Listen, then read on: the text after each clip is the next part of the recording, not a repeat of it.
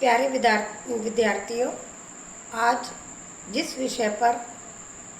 जिस टॉपिक पर अपन बात करेंगे वह है भारत के सांस्कृतिक प्रदेश यानी कल्चरल रीजन्स ऑफ इंडिया। सबसे पहले अपने को समझना सांस्कृतिक प्रदेश क्या है।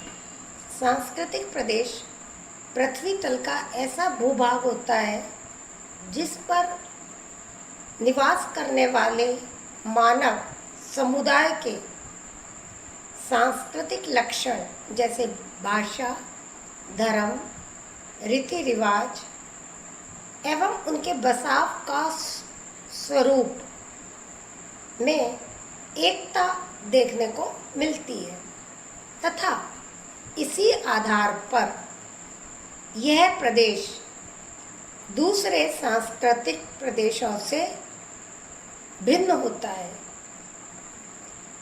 भारत के सांस्कृतिक प्रदेशों में विभाजित करने का प्रयास कई विद्वानों ने किया। अपन एक विद्वान के अनुसार भारत को 3 प्रमुख सांस्कृतिक प्रदेशों में विभाजित कर सकते हैं, जैसे शुष्क संक्रमण प्रदेश यानी उत्तरी पर्वतीय प्रदेश जिसमें कश्मीर तथा पूर्वांचल प्रमुख है। नंबर 2, हिंदुस्तान संस्कृति प्रदेश, इसमें पश्चिम बंगाल, बिहार, असम एवं मध्यवर्ती भारत संस्कृति क्षेत्र प्रमुख है। और तीसरा हमारा है प्रायद्वीपीय भारत संस्कृति प्रदेश। अतः इस आधार पर भारत को हम निम्नलिखित सांस्कृतिक प्रदेशों में विभाजित कर सकते हैं। सबसे पहले आता है कश्मीर सांस्कृतिक प्रदेश। यह प्रदेश अत्यधिक शीत पर्यावरण में है। अतः यदि हम कहें यह अत्यंत शीत पर्यावरण में पृथक सांस्कृतिक रचना वाला प्रदेश है तो कोई अतिशयोक्ति नहीं है। यह पर्वतीय प्रदेश है, अतः यहाँ पर पर्वतीय ढालों पर कृषि की जाती है, यानी पर्वतीय ढालों पर सिड्डी के आकार के खेत बनाकर खेती की जाती है। यहाँ पर अधिकांशतः धर्म मानने वाले मुस्लिम समुदाय के लोग हैं। मुस्लिम समुदाय के अतिरिक्त बौद्ध व हिंदू भी रहते हैं। यहाँ के लोग काकेशस तथा मंगोल प्रजाति के हैं। तो ये इस तरह हमारा कश्मीर सांस्कृतिक प्रदेश है। दूसरा आपका आता है उत्तरी पूर्वी सीमांत जनजातीय क्षेत्र या पूर्वांचल। इसके अंदर आपका अरुणाचल प्रदेश, मणिपुर, त्रिपुरा, नागालैंड, मेघालय, मिजोरम शामिल है। यहाँ पर अधिकतर ईसाई धर्म को मानने वाले लोग रहते हैं। सिनो तथा तिब्बती भाषा की प्रधानता है, जिनमें मिरी, गारो, त्रिपुरी या आप कहें नागा आगामी बोलियां बोली जाती है।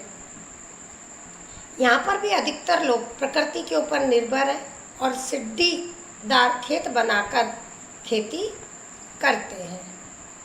तीसरा आपका आता है असम घाटी सांस्कृतिक प्रदेश। ये भी एक महत्वपूर्ण प्रदेश है। इसमें असम घाटी का वन से आच्छादित दलदली तथा बाढ़ग्रस्त क्षेत्र शामिल है। यहाँ मुख्यतः चावल की खेती, जूट, चाय, गन्ना की खेती की जाती है। नगरीयकरण कम है। यहाँ की जो भाषा है वो असमी भाषा है। इसके बाद आता है पश्चिम बंगाल का सांस्कृतिक प्रदेश। यह गंगा एवं सहायक नदियों का डेल्टाई उपजाऊ भाग है। यहाँ चावल, जूट, गन्ना, कृषि की खेती होती है। यहाँ की बोली बंगाली है। यहाँ पर हिंदू और मुस्लिम दोनों धर्म के अनुयायी मिलते हैं। इसके बाद आता है आपका मध्यवर्ती भारत का सांस्कृतिक प्रदेश। इसमें उत्तर प्रदेश, बिहार, झारखंड व दिल्ली राज्य आते हैं। यह भाग भी बहुत उपजाऊ है। यहाँ गंगा एवं सहायक नदियाँ बहती हैं।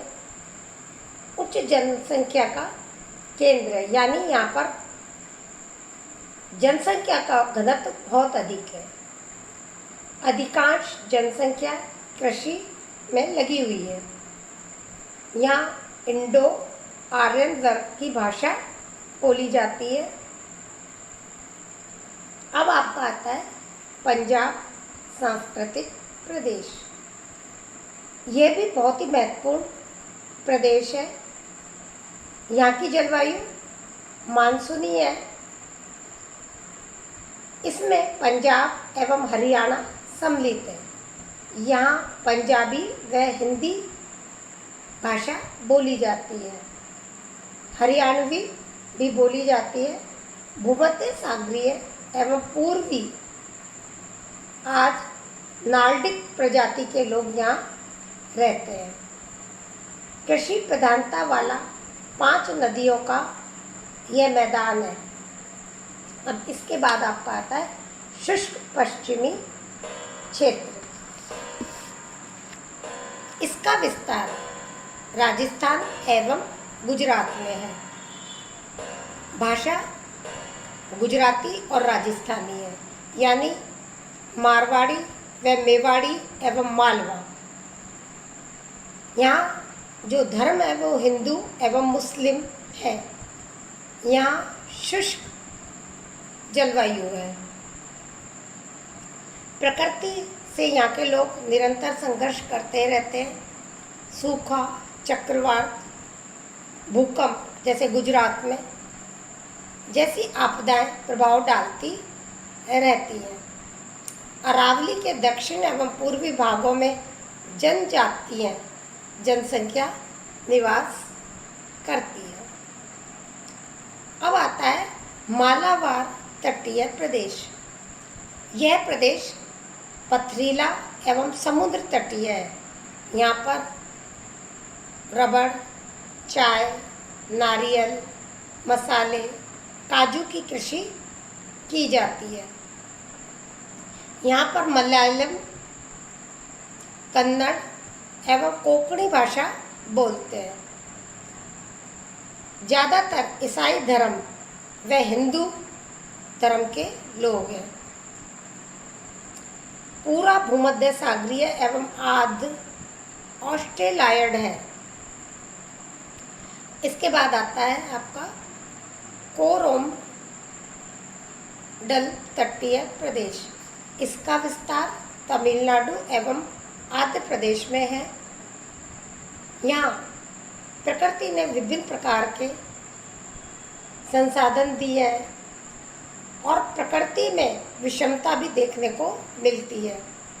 यहाँ की जो भाषा है वो तेलुगु और तमिल है। यहाँ हिंदू एवं मुस्लिम धर्म के अनुयायी रहते हैं।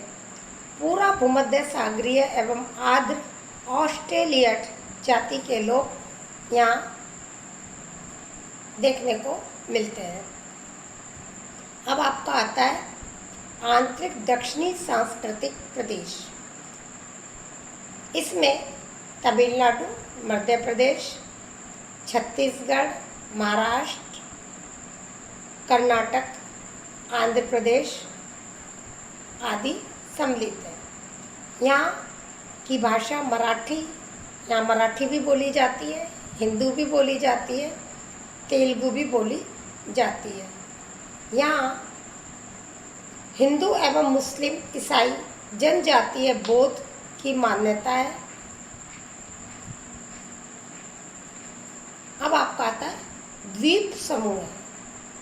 भारत के दोनों प्रमुख द्वीपों के समूहों में सांस्कृतिक समरूपता नहीं है।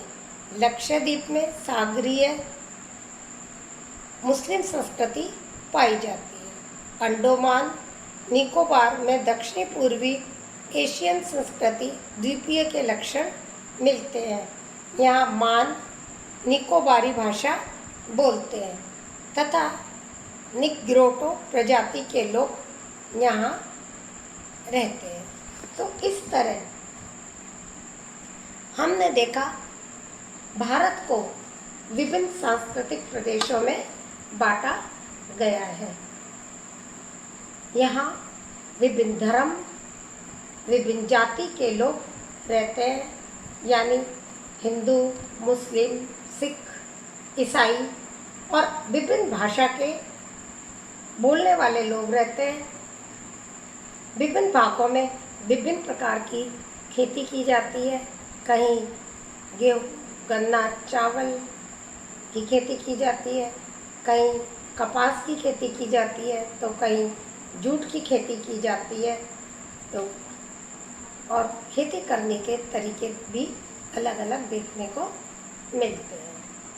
तो ये अपना आज हुआ भारत के सांस्कृतिक प्रदेश।